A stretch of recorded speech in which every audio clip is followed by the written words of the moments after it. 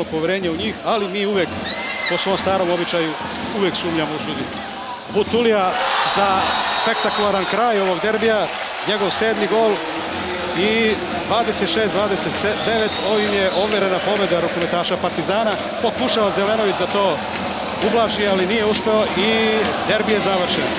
Derbi je završen, Partizan je naneo prvi poraz Crvenoj Zvezdi u ovoj sezoni. Uleteo je tamo Butulija prema sudijama, međutim Radulović, fizioterapeut Crvene Zvezde, je vrlo brzo reagovao i odmah došao tamo, smiruje Butuliju, jednostavno ne želi da dođe bilo kakvog kontakta, što bi štetilo Crvenoj Zvezdi u nastavku šampionata. Izgubljena je jedna utakmica, ali nije izgubljeno čitavo prvenstvo i toga bi trebalo da bude svestan Zvezdin trener, bez obzira bio zadovoljan suđenjem ili ne.